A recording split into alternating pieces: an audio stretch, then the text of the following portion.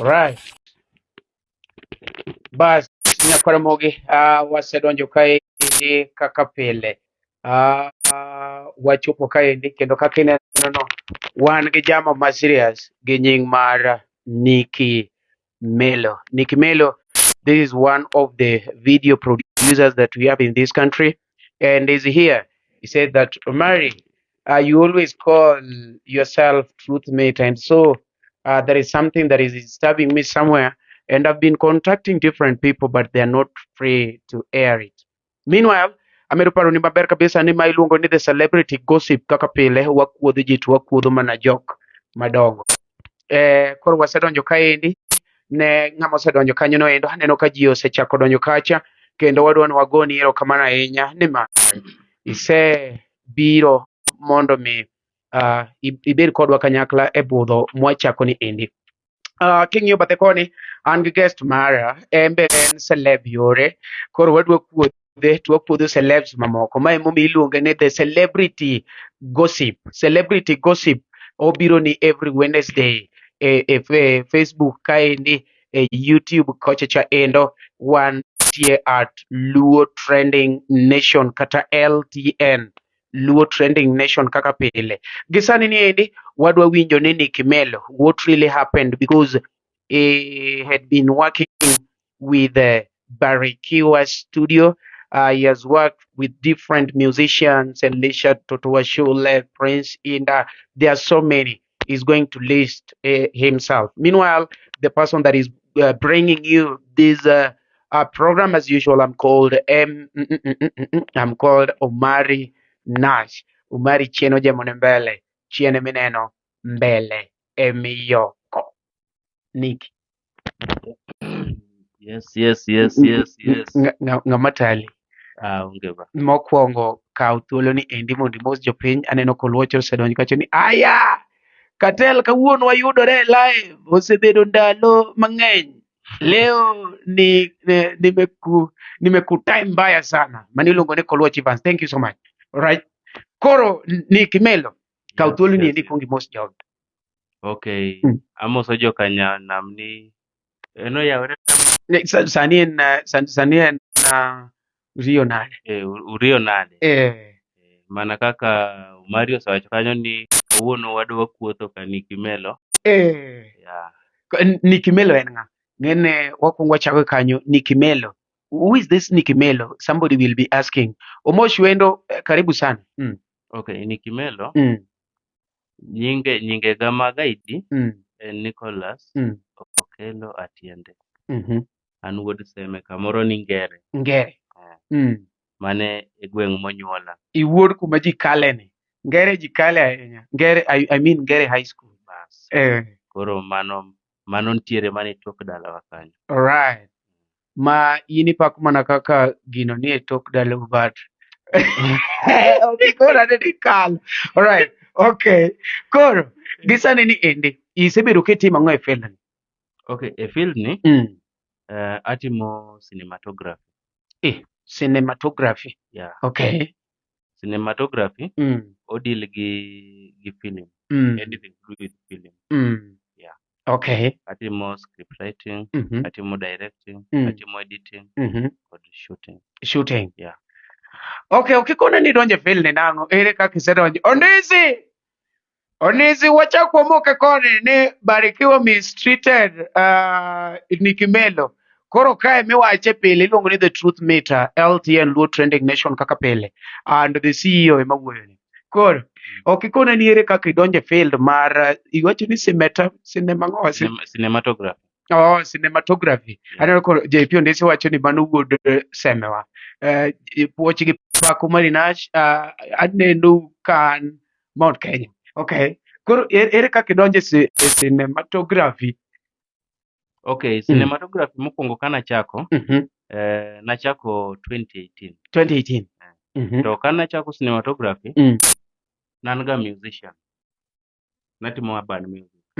Koro nido ka gima na expect from producers ok ne gimiya. Alright. Koro na decide ni mondo mi adonji an be koro itim kendi. Atim kenda.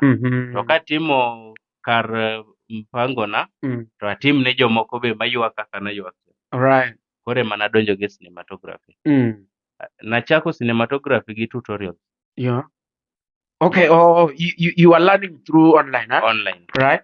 Then bang tutorial, kachopo 2019, abedo sponsored gi KCB after doing the KCB cab advert. All right. Emini yudo go gima lich miting'o ga cha. Igena asepenjora ni bwana koso in gi dayo moro nikech mondo miyud ga marichi iluongo ni ang'o en Black Magic. Black Magic bwana, Black Magic Black Magic minitimo nago shooting chingeni ji pod wuoro bwana ni mari ni manage. Akoni no, that's just a friend of mine that decided to promote me, and that's why I do appreciate friends, you know. I think that's where we met when we were doing a certain program back in the village, right? Yeah. Koro nibedo sponsored gi KCB, right? Koro KCB kose sponsor to atimo that course. Mokwongo natime diploma level. Korka sani register for degree level. Ma cinematography idwa ji nowacho ni mano kizungu kubwa. Cinematography no idwa timo e degree level. Adwa timo degree level. Alright. Nyakwara mogi kaka iwinjo no endo wan kaendi gi Nicky Melo. Nicky Melo yudore e mbui kachacha endo, inyalo manye e wang' book, inyalo manye e YouTube, inyalo manye e Facebook, inyalo manye kumoro mora. In fact, it's not good that I'm talking on his behalf. He's here and he can tell us maybe the social media handles where you can get him right away. Aneno ka JP ondisi wacho kacha ni joseme riek sana. Okoriam. Seme cha be nie Siaya County koso Kisumu? Seme nie Kisumu ba. Donjo Siaya ka winjo no ingo. Joma be moingo. But all right. Kon jogi handles gi miyudi godo. Okay, Facebook Nicky Melo NMC Pictures. Instagram Nicky Melo NMC Pictures. Kwanza Instagram mara nobedo hacked. Koro sani nayaw manyien. Mantiere gi 15k followers mane manyien. Mantiere gi 38k nobedo hacked. Main gi 15,000 followers e Instagram. Facebook followers 38,000. Hey, bwana ina brand bwana, ina big brand. Aneno ka idu kumuyanya kacha, idu kumuyu record ari umari gino chandi cinematography. Ingene mano gi maki ayaka. I don't practice the whole week. Cinematography. Okay. Koro gisani endi inyalo manyo Nicky Melo NMC Pictures. Yeah. Mark Amara. Comedy NMC Pictures. Nicky Melo NMC Pictures. Nicky Melo NMC Pictures. Gima jok medo gombo winjo maduong'. You've been working with Wood Phoebe.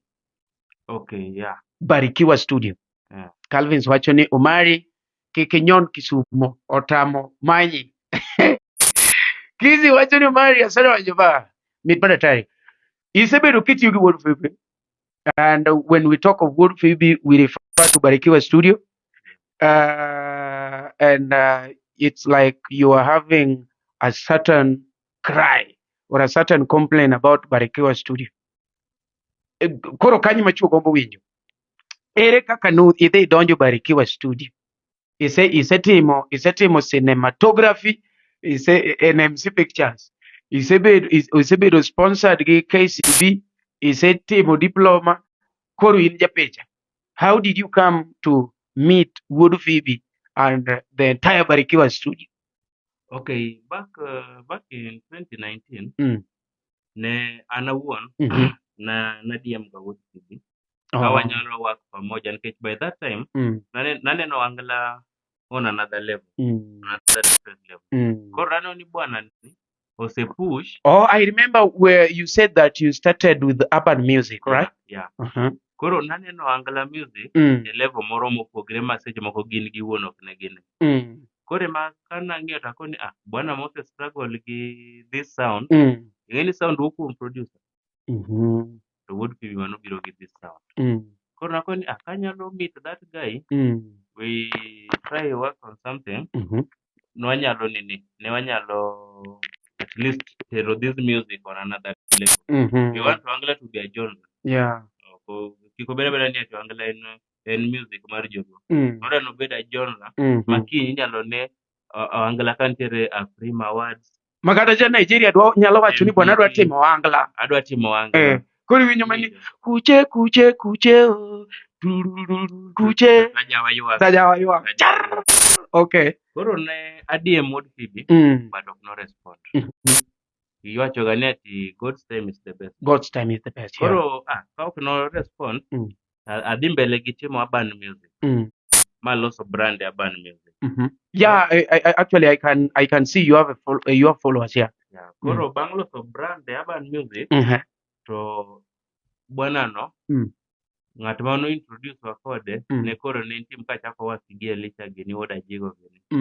Mage jok ma no introduce koro Barikiwa. Yeah. En be kano ng'iyo tije matimo noneno ni we can do something together. Yeah. Kech en notimo audio is a CEO at Barikiwa Studio. Yeah. And an CEO at NMC Pictures. Yeah. Koro aneno ni I have something maonge go. En nitiere gimoro maonge go. Mano nyalo biro mondo wa partner wa push this thing together. Yeah. Koro kano wachako actually work for 2 months.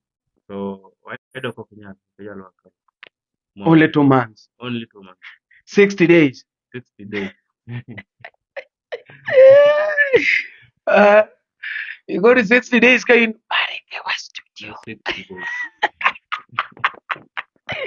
Then what happened? Kane gini chakore, nwachako maber. Kane nwachako maber. Okoth Jarapoge wacho kamano. Big up to Okoth Jarapoge. Koro gini kane ochako maber, to gino biro kethore. Okethore yo nang'o? Gima anyalo wacho ni the worst mistake I did manyalo nyiso ng'ato ang'ata madwa tiyo e kampuni moro amora kata kinyo bi mana ni ati odwano oti koda to gima kik oyie timo kik owak maonge contract. So you never had a contract with the Barikiwa Studio. Yeah. Kik iti maonge contract. Contract no biro miyo gimoro amora ma itimo ng'ato nyaka bed gi limit mare. Or else ibiro end up ni ati oti kodi. Otug kodi. Awinji ba. Ineno seche ma I think omari investing a film ok en that cheap.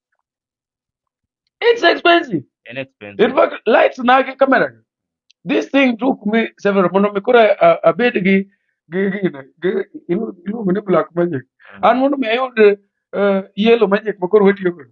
Yellow magic ni okawa pesa. Koro ino seche ma ibiro iwacho ni idwa tiyo koda.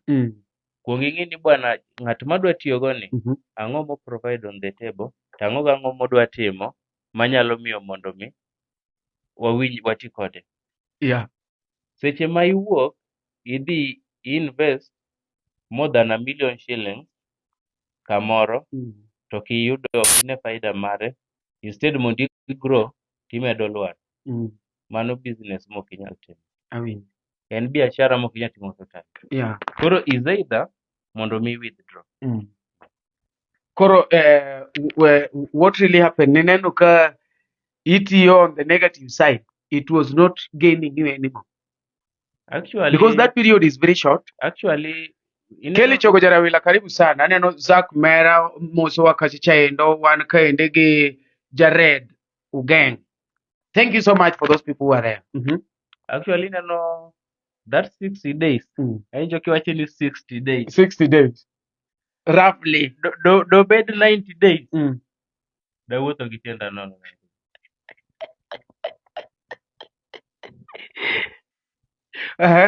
Ikoni ibed Barikiwa 90 days. Da wuotho du. Bwana to Barikiwa maka ji odhi to iwinjo man bwana nyaka nadhi Barikiwa bwana neno change. In ang'o mi mari ni opogore bwana. To kendo kapok wadhi mbele sana. Gima nyalo nyiso wasanii wa mag joduoka. Anto be ing'aber ni soko gi bada. An awuon an brand kendo. Anyalo bet urban kuja to pod survive kuja survive kuno. Anyalo bet e film industry to survive.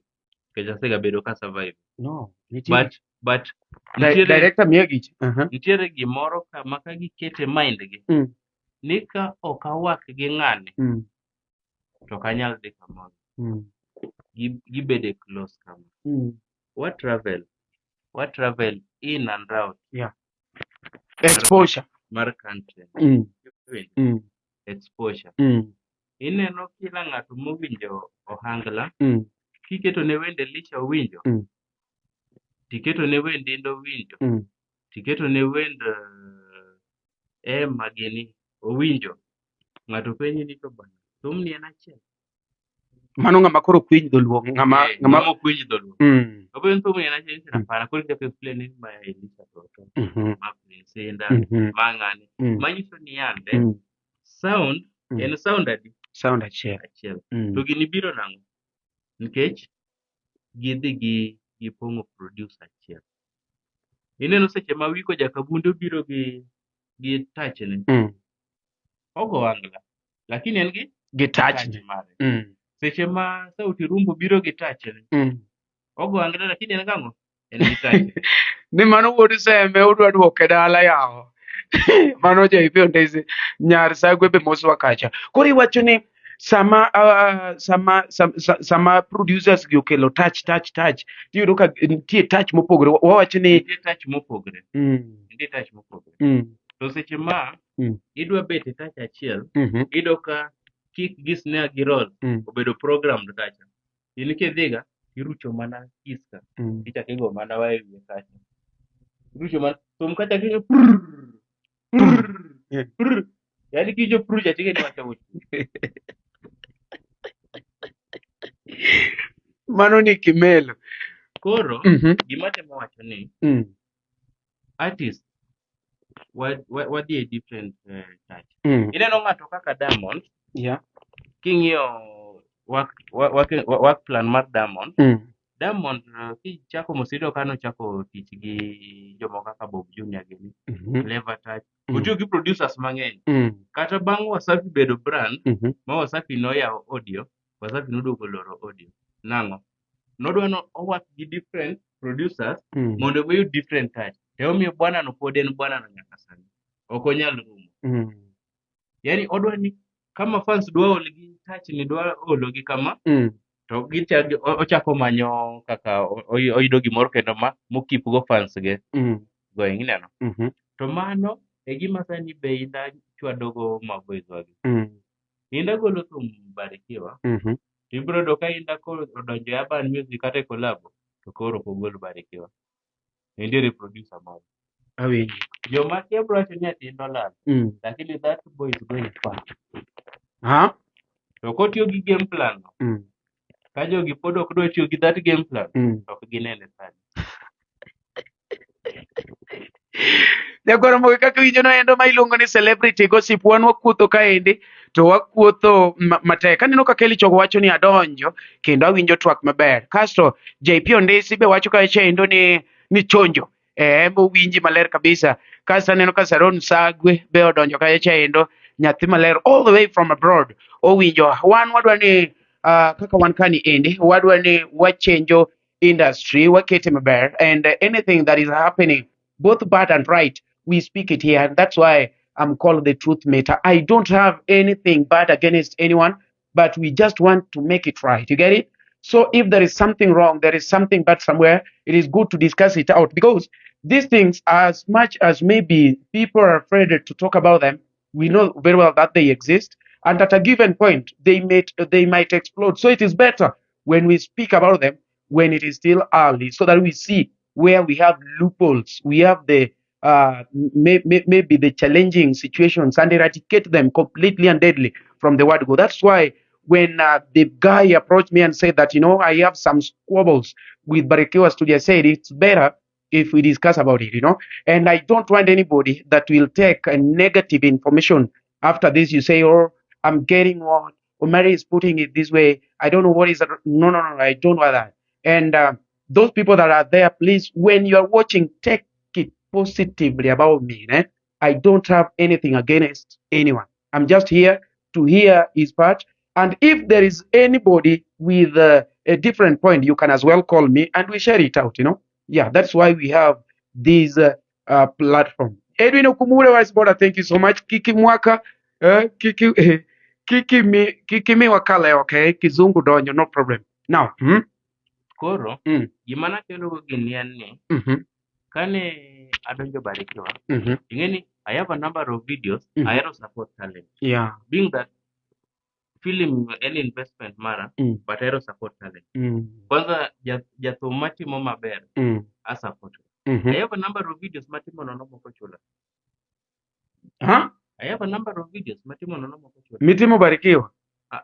We kata Barikiwa. Mitimo mi support go talent. Support go talent.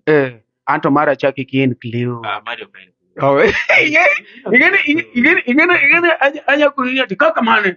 Gindo no kichula. Right. Ayo kijato. Magijato. Asati monijato. Moka chimo ni kata more than 3 videos mo gichula. Nikech ang'o? Ino kaka nitiere gimoro.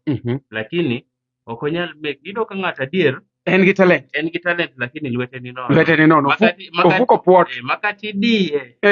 Nono. Iwacho ni kati biye. Onge gima chwe. Ibro denge mi loke ni. Tumbe ne malwar kuo. Okay. Koro nitie moko mwa support. Nitiere jothum moko be biro ni timna kama. Wabo neno kaka watimo kosetimore kama. Omi gimoro matin. To okoni abro tieko mano.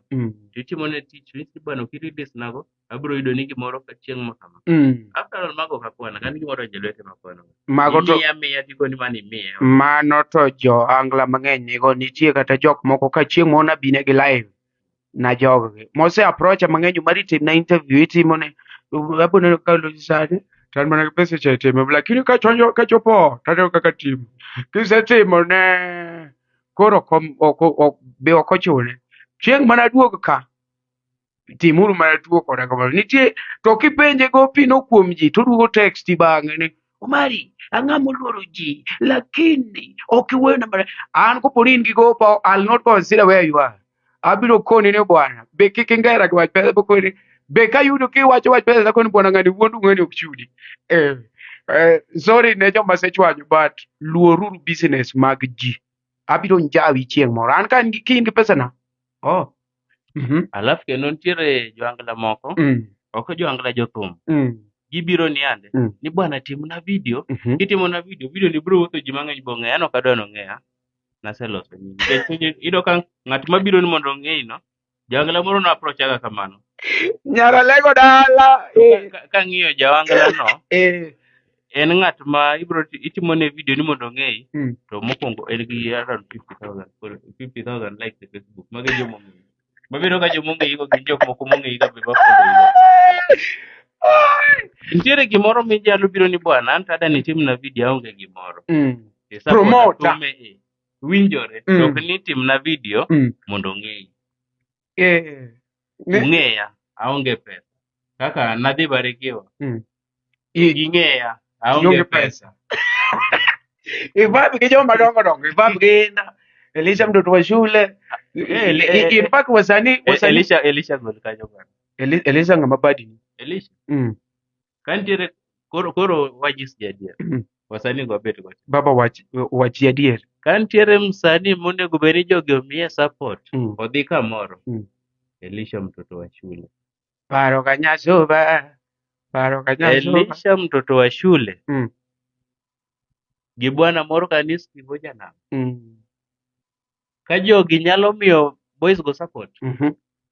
Hapa ni kinyo bro celebrate US ni ntiere angla owin award moro kucha.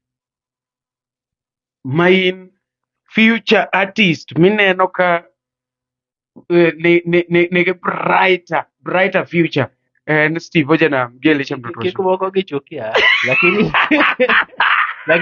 adier wacho. Kaponi Nyasaye nyalo jolemo mag ji. Omi Elisha mtoto wa shule gi Steve Ojanam platform.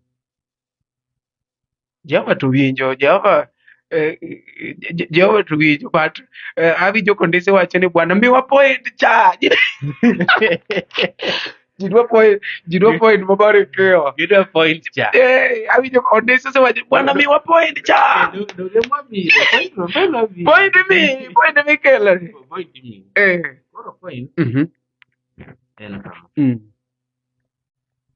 Kane wadonjo Barikiwa.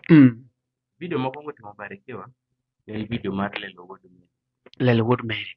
Video maler ahinya senene. To kana timo video no, king'iyo video ibodo kana translate lyrics mag dholuogo gi kizungu. Mapani I'm the first director to translate a Jawa English.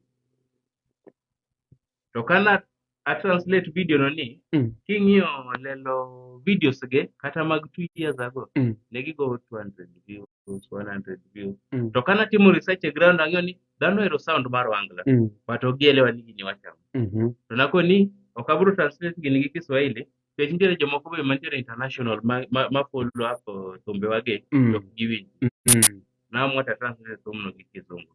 Omiyo thumno sani nosudo from views mane lelo yudoga 200 ka, thumno I think ni sani law 50,000 views. To thumno tuge street. Yudo ka jomoko timo kode challenge, to at least gido vibe mag thumno ni bwana ni kara wuoyo kama. Wow. Yeah. From ang'eni thumno ni chame gimoro karach to 100,000. Gimano cham kanyo. An gi Nyasaye on. But koke wache to mano ok appreciate gimene chamo. Kanyo anyalo bedo natime no, anyalo bedo natime no chula. Sawa, mano wawe. Mar ariyo, mano wawe. Mano dhi maber. Mano dhi maber. Gimwa pako en tich minitimo. En tich manatimo. Kiko wuoyi chudo. Wuoyi tich minitimo. Sawa. Koro bang' kanyo, naduoka mor sana kaneno kaka gima natimo ni Big Fish kaka endageni odhi oneno ni kara nitiere gimoro mwalaga. Ano kaindo orire ka odhi otime e rawani. O translate. Manyiso ni gima nolakcha oyudo ni. Manyiso ni jogi okawo idea mar translation from Nicky Melo. Enda oyude kuom. Which is not bad because people are saying Wagro. Ahero growth no. Awinjo ba. Ahero growth no. Then bang'e kendo Eddie ochako time e Alilo. Manyiso ni naneno ka jogi karo oseyudo ni kara gini ket gini gi ka. Gini manyiso ni nitie gimano giyudo magilak. Right? Iwinjo. Ma at least gibodo kata ka koro thumbe wagi cross borders. Ng'ato kowinje to neno translation kacha to follow up to yudo ni bwana ni kara wero ga gima kama. Right. Develop interest e follow thumbe wagi. Iwinjo. Sani kanyalo wacho ni adier, urban music rumo. Jiduogi Wangla. Urban music rumo. Sani Wangla kanyalo medo nat matin. To Wangla bro bedo genre mar Kenyan music. Awinji. Sani kata king'iyo mos tiere jokalenjin moko mago kikalego gi sound mar Wangla. Kendo trend marach. Okuche moko go sound mar dhogi go gi sound mar Wangla. Manyiso ni kwa push hada to biro chopo kama koro nyaka Mugidhi gini gi twingli korumo. Sound en Wangla to jiwero gima biro. Right. To joka timono translation gima giwero kucha to anbwa timo negi koni to wayudo. To kendo pod no morani kendo sa video gino chako timo mana translation. Mado wawe time ok de gitimo. Awinji. Manyiso ni Nicky Melo jogo onego bed ni miluor nikech imbe nitie gima introduce Wangla. Yeah. Kaka would video or introduce the new touch sound, I mean. Yeah. Imbe introduce that translation part. Mano kwa kuro waduoge videography. Yeah. Okay. Apart from that, awacho acha ka en kecho kadan mondo obed malit ne chunya. Nonego bena timo ne ema video mar jaoda. Ma timo storyboard. That storyboard magi shoot no, an mana ndiko. Ma shoot ma program. Apenji. Video idea magi timo nyaka shots ma ikawe wedding magi miyo dolls. Giluwa nyaka last minute. Ma ang'e maber ni Emma nokawo job omiyo manager mar Eric Eric manwa pull up go gik moko kaka video editing. Mwa timo nyaka watimo location everything kaka gidwaro ang'o, watimo inquiries Manyaka location bedo gi budget. Location take mane giyude. yani But na suggest location Mombasa. Magi sana many everything mamanya. But ang'e ni gigi te nitie te ng'at manobiro ka koro chwanyruok osewuok kuonde mane wantiere ka ema obiro to joluwa jogi mana po ni project osetimo. But kendo gima mora ni kata kane gitero project kamoro gidhi gitiyo gi idea. Manyiso ni I have something ma that opportunity ok ne gimiya but they use my name. To be bang' iduogi penjo Eric the manager ne bwana what happened bwana mono wuoyo makodi maber nikech ing'eni gimoro kuseluwo gi ng'ato michopo somewhere the person should be telling you ni jatelo nokona kama kata bajedi ne ni malo ise gine follow up kod ipenje ni bwana tang'o monotimore bang'. Ok na follow up nikech NMC Pictures in the next I think 1 year or 2 years obro bedo international. Ma gin giwuon gin ma gibro duogo. To ka giduogo obro tiyo on a different level. Wacho siep cha dhi bet maonge koro. Donge ing'ino ala to onge kata bro ne mobiro na timne video to bro chuo. Koro chicha ni gini omayi kaluwore gi wuok ka Barikiwa. Kanye magino yomba. Ma in ema ditimo ne ma video. Kanye magino yomba. Nikech debed ni ati gino ok en mara, gino do tim gi jamal. Mabe umtim sani moro manopuodhra ni bana. Video ma udhi timo gi ema to jamal ema dhi time. Nawinjo ka giwuoyo. Mano msani moro manokwalo. Aise ni kamare to mare. Mobiro e table na mano mare. Lakini kana duoga bira yudo edo ka jamal ok otime gi ng'at mwewak go yaban. To gitiyo gi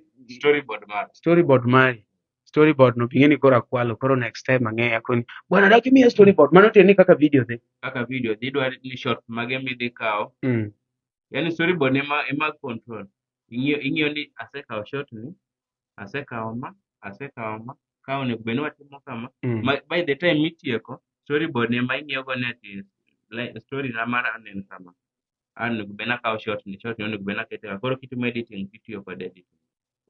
Right. Wadok e project Barikiwa. Koro Barikiwa bang' atimo thumb lelo aduogo atimo thum mar Othicho jasoba. Thum mar Othicho jasoba kanwa timo nitiere kaka gik moko ok nobedo maber nikech Othicho nochudo mabe gik moko machon ma company ema nomiyo project mar Othicho sincerely speaking ok natieko. Ng'at ma kia film bro no ni project ober kendo aneno ka gi comment kacha no ber but anta awuon ok natieko. But Othicho nochudo tim to in emitime morumo but nokitieko project kako onego bed ni Othicho to nochudo moko wanyalo wacho ni Othicho koro chudo go project norumo. Othicho nochudo but koro e office kae ma gik moko diyore koro imbe ne tim atima mar akala yaye but Othicho pok ofwenyo odhi mafwenyo kawuono mabe na feel though the time mana konuro Othicho ni video ne nokorumo to mikone ni nochudo wanyisi mari aning'e ni gimoro katimo ne ga ng'ato afeel ga gimara nisi ni mokwongo nan ga msanii omiyo nadhi production nikech be nok timni kaka nidwaro. There was a time mana kodo Othicho Othicho ni bwana nitiere gik moko achiel ariyo adek mok wanyal wacho momiyo tiji cha inibo neno ni natimo nigo to nitiere kama ok natimo. Koro find time mondo find another project imany fare is either ibi ama bi gi logistics mondo atimni video achiel winjo Othicho noisa ni ati antiere mtoka bro gochoni Koro seche mi wacho ni ne mtoko bro gochoni, ok anyal chaka gochone bas ni bi atimne video. En makoro en atim mondo manya atim nang'o, atimne video. Awinjo. Alright. Makowinjo, antie gi video. Achiel ise promise. Othicho, kaw kiburi ket piny, gochne Niki mondo otimni video. Ing'eni jothumbe wage be iyudo ka gin gi kiburi macho wacho ni an ema gochne ng'ani. Kaw kiburi ket piny, gochne ng'ani nyakwayo mogi kaka iwinjo no endo, pod wan e celebrity gossip kaendi, wan kaendi gi Niki Melo. Niki Melo kaka nowacho cha, iwinjo ni otimo cinematography. Cinematography gino kata awach ni adwa rudhe piyo mondo akal to awinjo makamoke. Cinematography. This guy has been working with Barakewa for some time, and as we talk, it's like they are not in one. And he had some complaints, so he's still giving us a story on how he he joined Barakewa and some of the projects that they did together. And maybe we are still trying to dig deep where the is it called distinction hey and separation started. And he's trying to give us some scenario and the examples of the project that they did. He has mentioned the one of this lady Wood Lelo Wood Mary. You did the one for Teacher Just Sober.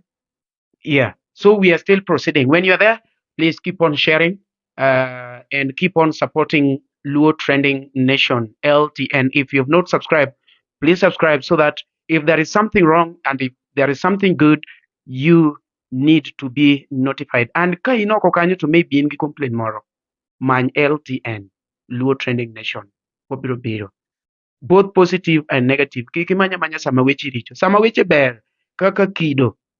Barikiwa be no appreciate Barikiwa seriously. We love that. Kopo ni gimoro ber wawacho, ka gimoro rach wawacho, kik obed ni wan wawacho mana korach. Yes, Nick Mel. Koro, bang' timo projects go, nwadhi wawinjore ni ati watim projects moko offer. Koro offer manochakre, nwawinjore gi CEO mar Barikiwa. Wuod Phoebe Nyakwaro Jonjo. Ni bwana waket offer mag video. To konyiso offer, odwa keto ne jo gospel offer. To dhi oketo offer mar 20,000. 20,000 ne jok matimo songs abich kadhi mbele. Ko this 20,000 kae offer ni makoro shida ne wuok. Yeah. Nikech kane waketo offer to noyudo client achiel mane timo songs abiriyo. Iluongo ni Elizabeth. En mbui oluongore ni Elizabeth Adhiambo. Elizabeth Adhiambo. Otimo gospel. All right. Koro kane oyudo Elizabeth, to watimo ne Elizabeth shoot. Kwasetimo ne Elizabeth shoot, abiro penjo ni to wasetimo ne Elizabeth shoot. To kinyise madam or gimoro. To konyo madam be nwa support. Madam no support too. Madam no support. Aya. Donge akwongo aling' akoni after all. Donge atimo editing watiek editing. Atimo editing matek. Koro e diere kanyo be aneno kaka dalili mar pesa rom. Yudo ka ng'ato pensa ni bwana kanyo udhi tiyo lakini udhi thagoru e pesa. Mago siri mane kwalnaga but an ahero ok adwaga ni awinjo gimoro kuom ng'ato, adwaga naneno. Sama ng'ato biro Barikiwa to koni ibiro tiyo maber but pesa to biro chapo. Mano ji mang'eny. Iwacho ni an ok adwa ni winjo. Adwa ni ane. Koro Elizabeth nodhi ogolo pesa. Yeah. Odhi ochulo 90,000. Motransact gi M-Pesa. M-Pesa message antiere. Chieng' modhi shoot video, kapok wachako shoot video, ooro 10,000. Atotolo 100,000. Kae pesa man waneno ne en pesa mar lunch kwane field. gi logistics moko mok nyal romo 10,000 kaka wet screen. Kamera satiyo gi meka, lights satiyo gi meka, production maga tiyo gi meka. Koro kanye ma shida nodhi owuok. Koro kodhi matek abiro penjo bana. Madam ni nitiere offer mane, kech an mokwongo madam omiyo offer mar 20, anonyisa ni madam ni omiyo offer mar 10. To gigi nang'ete ni ati madam wamiyo offer mar 20, but iwacho ga ni ati king'ama riek kik imuomri. Iwinjo? Nakoni okay, wamiyo offer mar nini 10. Mamano was 50 ama 70 songs abiriyo 70, yeah. Songs abiriyo. Mano gi offer ma CEO owacho wasupport gi 10 each. To marwa offer man wang'e ni waketo na offer mar 20 monego bed ni 140, yeah, exactly, yeah. Koro akoni we adhi gi kuma owachoni mondo awinj ane. Nadwa test loyalty mare ni ng'ani wanyalo tiyo kode koso ng'ani wadhi hinyore. Yeah. Omera kochopo kendo nini bang' project, omera kendo koro pesani onge. Kata mar 10 chakoro onge, pesa onge. Koro ang'iyo wende abiriyo tuseshoot. Waseshoot. Mabiro nochopo kama koro kadhi yudo ka gigi koro onge. I shoot in the set ni koro mondo a shoot video. Iseneno ka gimoro itiyo gi gigeni lakini ok ine benefit midhi do koro ni watim gini wuoge mbele na. Yeah. Koro aduoga timo taduoga bet mo kako nafana. Wende Elizabeth okano shoot gi mokwongo kaka bwana ne dano shoot gi. Nokoni bwana gino watima mana masimple mane wala kata wadhi. Ako nafana. Nyakoni an mokwongo nang'e ni adier nyakoni ogolo 10. To madam ni kano biro tang'o na messages. Nyakoni bwana nyakoni wero gospel en upcoming. Ok odwa gimoro ni ng'ane gini nomitie. Nyakoni bwana this 100,000 ok nyal dhi nono. Nyakoni no video speaker.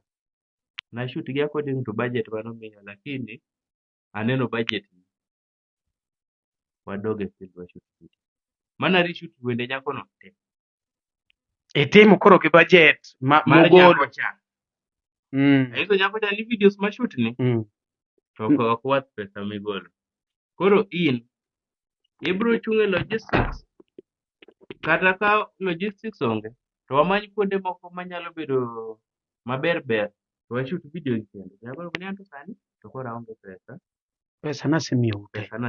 To nonyisa ni pesa ni kamiyo ute. Tubo timo gigi te. Nakoni an be bing no kadwa ni mondo achom brand na masebedo ka gero cha. Nakoni mondo adoge film. Mo shoot ne nyakoni wende te. Mama kuri shoot shoot gi mind ni jatelo to sewuondi. But osecham pesa. Koro itima na Yuago dwak. Atima koro. Achal ng'ama koro shoot video nono. Ma pesa no nocham. That 100k nocham.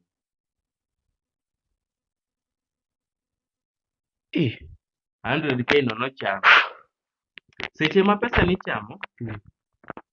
Antiere gi jok moko mang'iya mong'e ni bwana o invest kacha ni kacha ema kelo gimoro. Antiere gi bills ga to pay. I have a studio to pay. I have a house to pay. I have people to feed. To jogi te ging'iya from this projects matimo. Seche ma ng'ato neni kishoot album i post to gocho ni bwana orna 2,000 kanyo kisi ni bwana onge orna kata in makori orna kata mia. Okay. To neno ka project to release. Ikawi level moro mar ng'ama ngode. Actually ng'ama irresponsible. Barikiwa miya aolo nyaka loan. Nikech gigo nego rang. To pesa madonjo.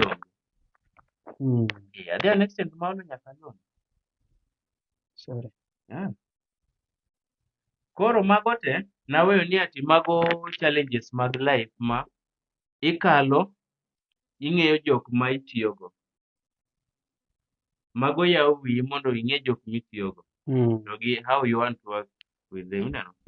Koro mago to ok ne lichna. Gima ne lichna koro momiyo amanyi ne en ni client modhi oneno tiji omari katiyo kodi to client oneno ka tiji more Yeah. to Wacho ni bwana nyocha aneno kitimo ne Niki itimo ne ng'ani interview. gimoro an be adwa ni itimna we ng'ano dhi otim gimoro kumodwaro. Ok ni nyiso ng'ano ni kitimo gino gi ng'ani to an awuon ok abro share ni link ni, an awuon ok abro count me out e projects gi. Yani chalo ka gimi threaten ng'ato Ni weru. nikech i hold project ne ok ber. Nitiere clients ma onego bed na atimo negi project mane waline. Clients go ka ibiro ipenjo client ni bwana to project onego bed ni watimo bedo nang'o? Ni bwana an ng'ani nonyisa ni ati sani ok oti kodi to katiyo kodi to an tija kode bro rumo. In short, wacho ni nyaka ya Barikiwa Barikiwa Studio is discouraging the clients that want to work with you. Yeah. Mano gima timore. Ing'eni iwacho kamano from evidence ni nitie jok mane onego bed ni timo negi to duogo ok uduogo timogo kose chich achicha ni nyaka ya iwito tich. Ing'eni nyalo ya to koro ji ok yudi koro iwito tich ok iti. Bwana en mano ok adwa tajogi ka nikech Jamacha nyalo dhi dewo gi ni awuoyo kodu kara dhiuru tim kamano. To kata from nini Elizabeth ni ochulo pesa to kata bwana no koshare link nikech ang'e adier mane iye. Ogolo siri bwana no dagi share link nyaka kawuono. To mano bwana mochulo 70,000 e audio to chako chamo pesa mar video 100,000. Manyiso ni nyako notimo project mar 170,000 mocham to kinya neno kata mana ne nyako ni huruma kana wuon ok acham pesa kana ne huruma matim ne project ge tino kinya ne huruma ni mondo push ne nyako ni to. This lady, what is she saying about this thing? Because manyiso ni nyako ni manyaka bed ni gini lit ne kabisa. Nyako no actually nyaka bed malit. Ing'e ni kik take advantage mar ng'ato ni ati ineno ni ng'ato nigi pesa koro kichamo pesa ne matino tino ni ati ok odhi. Ng'ano each and every cent ma ng'ato oketo momi ng'ano wak ne pesa. And it counts. It counts. Koro in seche michamo tidhino wanyisi one thing. Inyalo loso kata mana 100,000 ama 1 million daily. To kok inyal tiyo gi pesa ni maber, chieng' ma kakiloso pesa ni bro room, ibro dong with nothing. Ibro dong with nothing. Mama no later. Iwinjo? Koro magi e gik mane timore. Ibi many na nyako ni mondo aning'e ni ahero truth. Ibi many na nyako ni mondo wakele ka.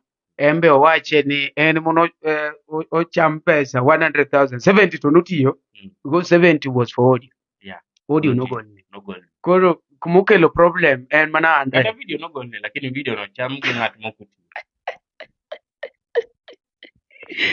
Video to cham gi ng'at moko tiyo. Aneno ka jini kayo cha eno jatelo miya asome comments man kanyo gachiel riede. Wang'iye ni jopiny wacho nang'o. Meanwhile, ing'ama ni kanyo no endo pod wamedo rwaki ka iluongo ni celebrity gossip. Wan wawacho gima ber, wawacho gima rach be wawacho. Waneno ka jini kaendi kendo aneno ka we have different comments. Aneno John K. Sauti Rumba wacho ni ukiaga wuod bibi. Wuod Nyagina wacho ni hata mimi boss wangu alikuwa ananifanyia hivyo lakini okomona bedo mtu konboy no ni mago mag piny ok bimone bedo ng'ato. Jatelo to richi adier, jatelo to rach adier. Wuod Nyagina watching from Kilifi. Mano Wuod Nyagina wacho ni en watch from Kilifi. En wacho mane watching from Kilifi to werego. Nyakwaro Junju. Evans wacho ko nyakwaro Junju. Omari yawa. Kasto Omocho ni yae Omari utachoma. Okay. Wuod Nyagina neno ka watch from Kilifi. Nyaralego dala wacho ni Omari we kuoe e chudo, idwa ni weche okethre. Okay, tuko ndani kabisa mor maniluongo ni Innocent Orege wacho ni wako ndani kabisa, very impressive kevo mak simbe ba miwa point cha mana pani nasi somo maniluongo ni ng'anene iluongo ni JP Ondese. Aya, ng'ama ok onegi mano ok otieki. An nokwalo thumbena, and that is 2014. John K. Sauti Romba wacho ni embe nokwalo thumbene back in 2014. Ng'ama ok onegi, ng'ano ok otieki, maniluongo ni John K. Sauti Romba. Right, nyakwana mogi kaka iwinjo naendo, pod wan kaendi, wan wakele kaka en iluongo ni Umarinas the Truth Meter. Bang' maendi wadhi menyo eke sakacha endi wan gi solro mar nyakwaro rucho. Wadhi winjo anene kono en nade, jok monondiko bobiro, wan wadwan wamenyo kona ni nyaka chieng' obed e line ni mana ng'amonego wakende, to kata kodongwa chieng' moro ne dong' ni bwana jam moro ne menyo ga dieri koni. Aya, Paul wuod Seme wacho ni gini asewinjo kuom ji mang'eny. Usewacho about Barakewa Awuoro Cartels. Owacho ni gini asewinjo kuom ji mang'eny. Asewinjo kuom ji mang'eny osewacho about Barakewa Awuoro Cartels. Okay. Wuod Seme kik iluor, wabotiyo mano JP Ondese. Hey, JP Ondese hawa. JP Ondese gini keto matek. Koro, gisani endi wacho ni nyakwaro Junju mwenyewe threaten jok madwa noti kodi, gikone ni kopo ni tiyo gi boyno, an kwana oko. Yeah, count me out. Koro actually interview nonego watim last time. Yeah, last Wednesday. Chieng' mano onego bed ni watimo interview, nogochona. Nikech nalando posta. Nogochona. Oneno posta. To nyisa ni bwana, nwawere kodi mayom. To aneno kimanya wach. Ang'a marach. Koro nitie gimoro achiel madanyiso boyni. Adanyiso boyni gimoro achiel. An Nick wuod Seme onge chieng' ma wuod Pimi Prostrate na kata chieng'. An smart upstairs mok onyal buoga, to onge ga ng'at men above the law. Iwinjo? To kapo ni othretena ni ati yore moko mag ponde bobungu kucha, an alemo, Nyasaye ni koda. Ka Nyasaye malamo nyalo yiere to sawa. Ikudi weri e lwet Bwana. Jehova tim kako ne. To kodwa timo gi Guns e field. Mano I can bring him down. Barikiwa mose brand those all years. Anyalo bring down with one night. Mana kwere nono. Inya duoko Barikiwa with one night. Mose ger ndalo Bwaneti iwuoyo maka Yesu yawa. Motobe inda kucha mocha podwa nene. Kotemo. Already nase shout kod my legal team. Nonyisa ni ati wamiye opportunity mondo tim kamano. To Barikiwa bro dong' ga mana rapar. Wabo winje ga mana thumba inda gel chage ni Barikiwa studio. Koro kik obuoga. Kanyo to kata an kora ruga luor. Ma share gimono tin mana pani isechopo mana LTN ni kata isechopo ga nyaka gi joka lo. Bana wanyisi gimoro achiel. Wan industry mar entertainment. We move. Kawuono abro dhi e guest. Kiny abro dhi kamoro kata mana kamoro ma jathum moro gocho. Tiwinjo ni ng'ato oroko i pala. Iwinjo? To koroko i pala ni ati uywaru, ng'ato.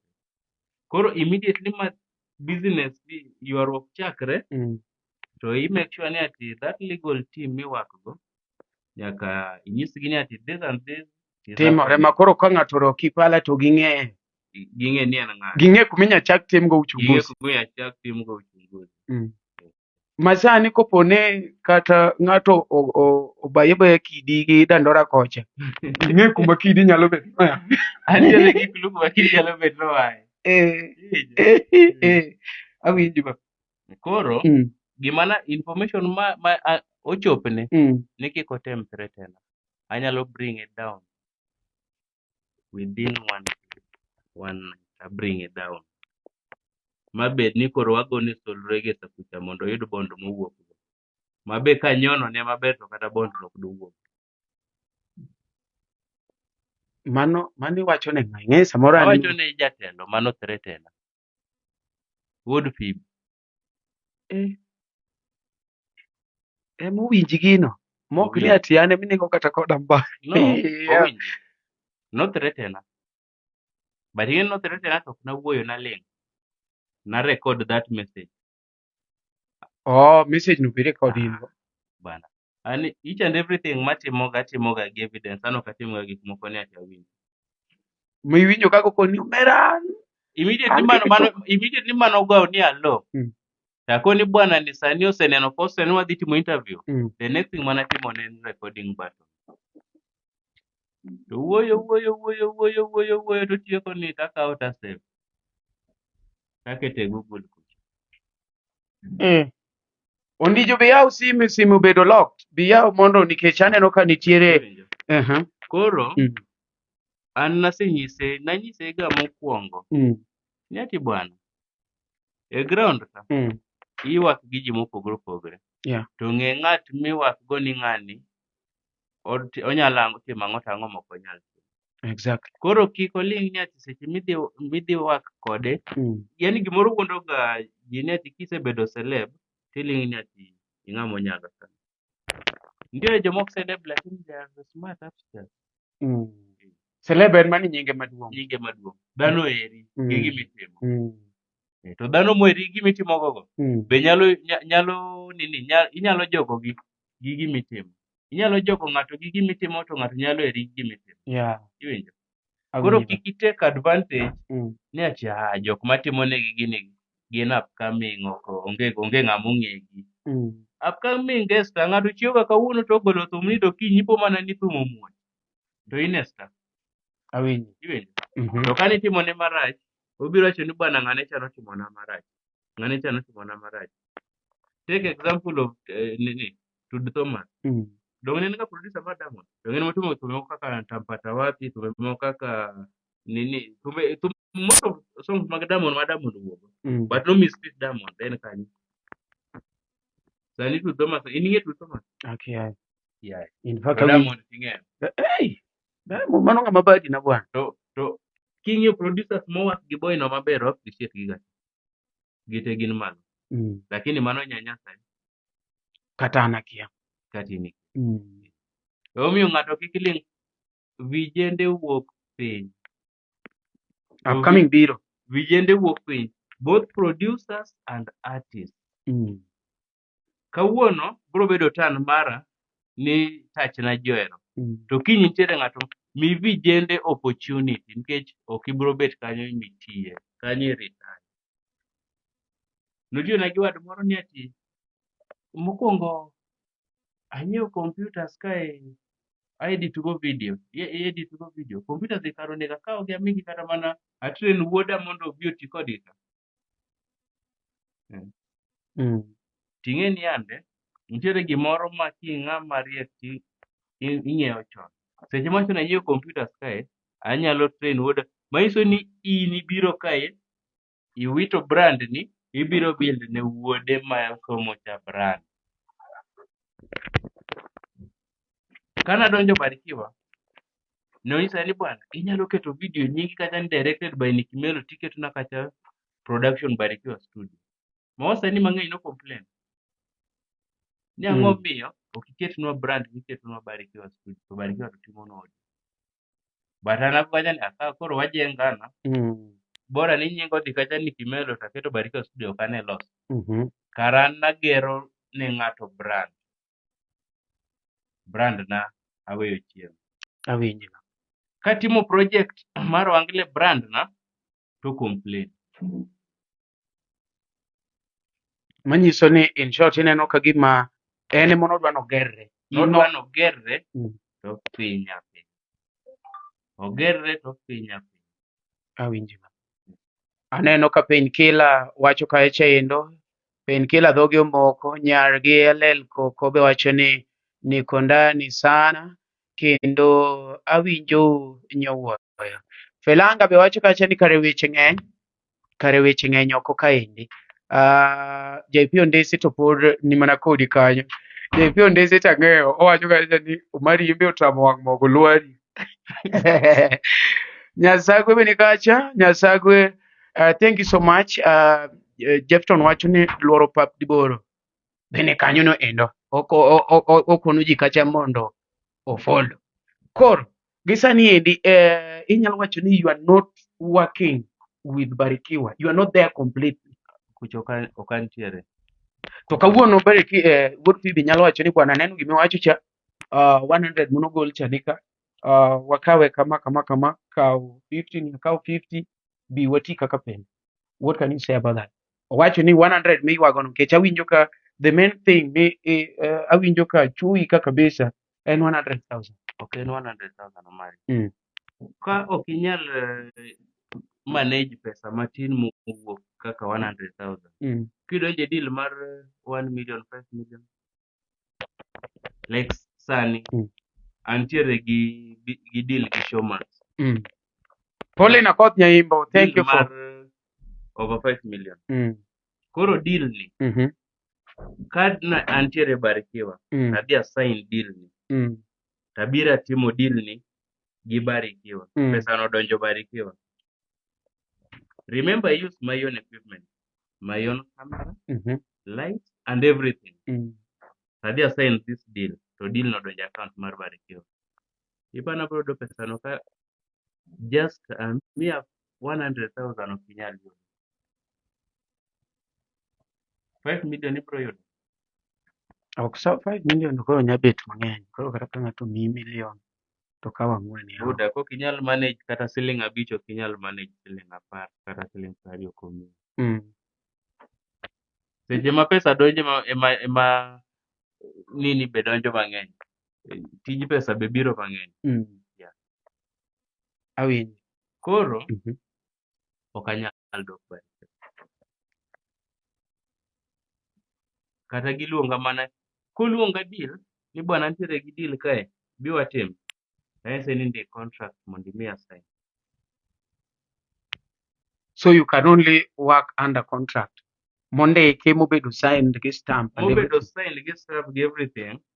Mabe my legal team sign ni gini en deal. Atimo to miya mara.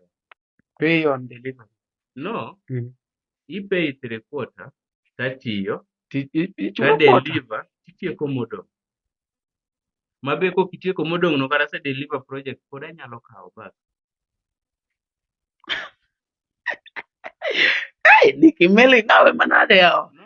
Iwacho ni ng'ano chulo 3/4 titiyo to chulo 1/4 modong'. To be 1/4 no koko chulo. To kata macha be pod ikawo. Dongan nowinjore notiyo to asetiyo. In ma pok itieko kaka nowinjore. Oyieni kawo. Oyiena kawo. Mana kaka msani awinjora go ni bwana bi perform. Actually 100,000. Tabira miye ite. Ibiro. Kidonje stage to wayudo ni sound of system ok nini. Teko ni bwana Shoni we mondo watime next time. Msani kodhi to. Next time itakitoni. Odwa mana mare cha obiro.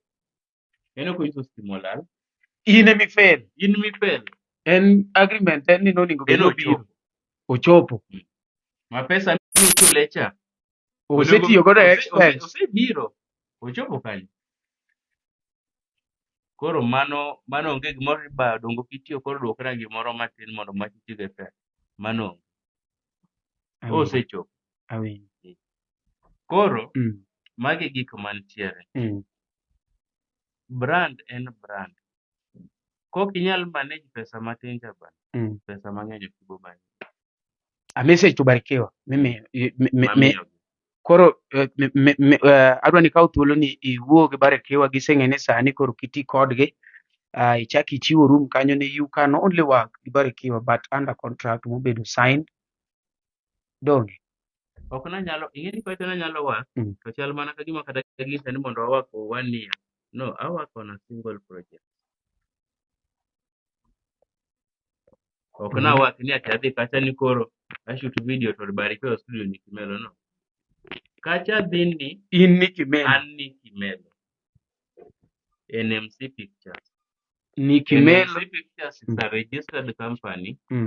Makato bed mana endorsement. Anyalo work. Nikech I have authority and take the certificate, legal document, mention it's a registered company. Manyalo work. Umi anyalo timo film, manyalo go deal gi Showmax Netflix. Alright. Nyakwar kaka minyono endo ne wan e celebrity gossip kaendi. Atemo aneno ka ji otemo bet kacha endo kendo ok awinjo ng'at mopenjo wach moro nikech aneno ka ji medo mana jiwe ni bwana wuoya ng'ato wacho kacha ni Umari ing'e kaka wasechandore. Macha ni ng'awa ng'ato nowacho kacha endo ni Umari ing'eyo kaka wasechandore kik ng'ato tuk kodi. Ng'ato pok otuk koda kanyo wan ne wana kaendi gi Nicky Melo. Nicky Melo yudore e all social media platform. Inyalo manye Facebook, inyalo manye baba wach kuonde minyalo yudie gi kaka yudi Instagram, Twitter, TikTok. Nicky Melo NMC Pictures. Nicky Melo NMC Pictures. Alright. Message madang we go jopiny gi iluongo ni music industry. I don't want to measure on the angle or something, but to put it generally. What is the message that you can give to the Oangla artist, urban artist, gospel artist, those people that are here? Gima anyalo nyiso jowagi many quality product. Mondo ikele market kae dhano bro yani bro uso. Kik ng'ato wuondi ni ati kidhi tiyo gi Nicky Melo e kibro hit. Ama kidhi tiyo gi Omari e kibro hit. Kamoro amora ma quality wuoke dhi tim project mare. Paulina Koth Nyaimbo wacho ni video mage misetimo mondo ong'i ane konyalo miyi tich. Ing'e Paulina Koth? En gospel artist. Mawacho ni jadolo kumba wuoyo kodi. Paulina Koth kwachako both abana ma dong ikone kona te mondo koro onyalo dhi ng'iyo. Odhi omany urban music, odhi omany Kelechi Africana. Kelechi Africana. Kelechi setimone Number of videos. Dong Kelechi mwero reng ding ding. Odhi omany Kelechi Africana. Omany songs ma Kelechi kaka Love Me, Nimechoka, On My Way, Nasubiri. Odhi yudo kanyo. Omany koni omany Elisha Toto. Wino. Bro yudo kanyo. Chal gi mama Wino. Odhi omany kaka Lelo Wuod Mary, omany Godi Wuod Ugenya. Lelo Wuod Mary, Godi Wuod Ugenya. Pauline mano to ng'eni nyalo dhi piyo mopogore gi Kelechi. Omany Godi Wuod Ugenya. Edwin Jakadongo kwayo kacha endo ni jok man kage tafadhali ufollow. Aneno kawacho kacha ni please follow. Edwin Jakadongo ni kanyo no endo nochako bet kodwa ka nyaka nwachake. But en gima morago. En follow no kende moywago. En gik mwawacho gi ok ochuno. Koro omany mago. Wabro tiyo. Yeah. Distribution be atimo. Like sani I have a new company ma partner go Melo Prime gitimo distribution international nen company mano chako United States but sani odonjo Africa. Who distribute things? What distribute thumbe. Manyis un gi site. Un yani en site moro koro anyalo miyo thum. Koro inyalo chiwo thum to bedo distributed kuonde moko kaka iTunes, Boomplay, Deezer, kuonde go te streams te. Koro gitimo ni marketing but in me control account ni. Koro account ni what they take is only 10%. Mana account mar YouTube koso? No, YouTube ok gitigo. Gitimo streams, international streams. Boomplay, Deezer, iTunes, mago. Koro, ingene, in fact, you brought another thing that is also good. Nitiere, awinjo ni nitie sites mang'eny ma ji nyalo chamo godo thum. sana. Not only YouTube, ma ji subscribe. Kwanza wanyisi, YouTube sani onge pesa. Pesa nitiere streams. Makaya kata mi paro disk na ka udu sona kacha chak iro pesa. Bas, mano ngeni parody nigo. Ki bedo gi 100,000 streams. Ok intiere gi less than 90,000. Wase ne mia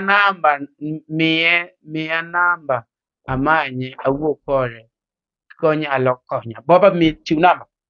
Okay. Gisani inyalo go 077 077 358 wacha mos pole ndiko 077 358 1403.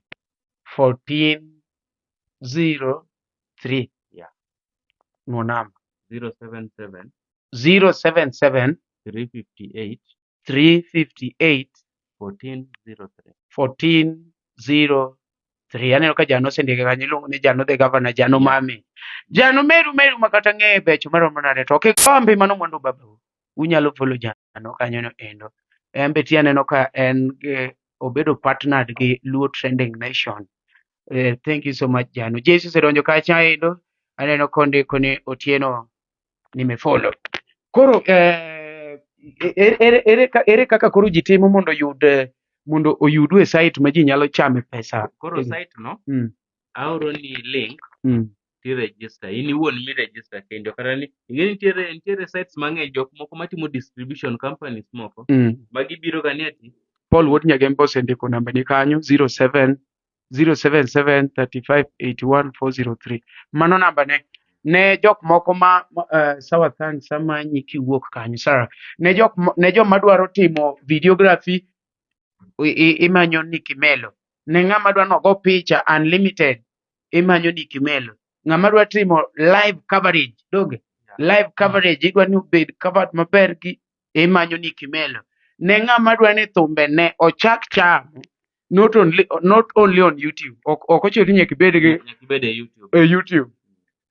Igolo agola thum ne imanyo Nicky Melo en gi iluongo ni distribution company mag music. Gin ema ging'e kaka gitimo to giwacho ni account no gikawo mana 10%. Manyiso ni kapo ni ati iloso 100 gikawo 10 shilling. Marketing be ing'eni wan mwatimo ni. Gin ema gitimo ni. Marketing watimo ni global. Bwana idhi register kanyo. Kwaya kane to kata nikethe.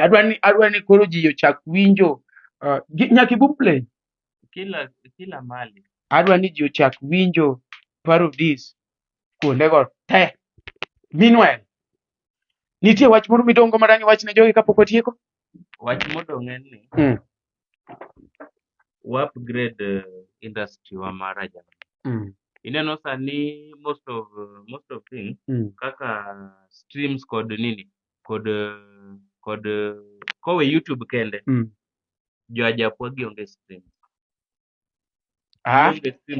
Gionge streams en mana nikech koso ng'eyo. But it is good you've come. You should be highlighting them. Koro ibro yudo ka nitiere kidhi manyo Elisha ibro yudo ka Elisha ni boom play lakini Elisha to kotero subege boom. Kidhi manyo Odongo Swag ni boom play lakini oko like there was a time when Apple up Elisha ne nitiere gi almost over 500,000 streams. Mamano ne nitiere around 350,000 mano loso stream lakini account of mare.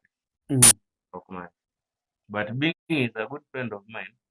Nice ni bwana tumbe gintie to en be kara ng'ato nosechanwae o follow up. Masani osegolo gi en pod ng'ati mo on. Pod ng'ati mo on. But let's support him mondo ugol. Alright. Koni wacho ni upgrade. Koro kijathum ti idhi ing'e maber ni pok i-register ga e boom play, pok i-register ngo. Ti idhi yudo thumbe gi kuno follow up. iketho pesa mang'eny. In idhi e studio igolo thum, Jomoke itimo macham. video, Jomoke lakini macham. jomoko ema chamo. Alright. Jomoko ema chamo. Register uru gi music copyrights. Be ok gi register. Music copyrights be ok gi register.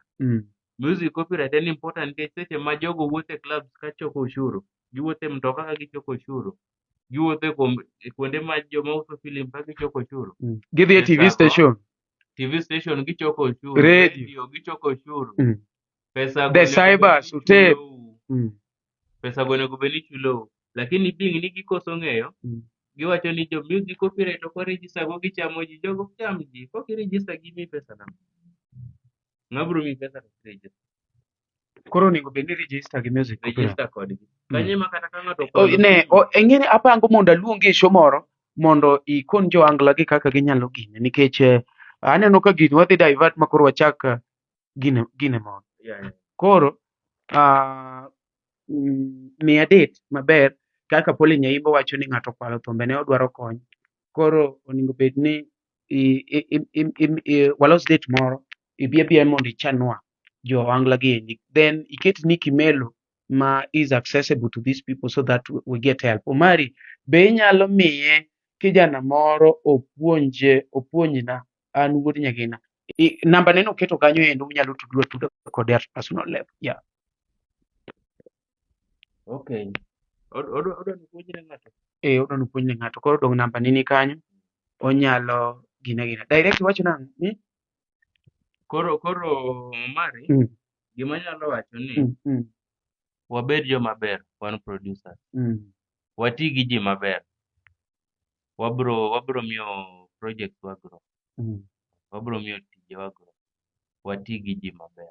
Right. Kidwa tiyo gi ji marach, onge chieng' ma gik mwatimo gi bro konyo. Kata bro konyo. Mano kende gima nyalo wego mapana.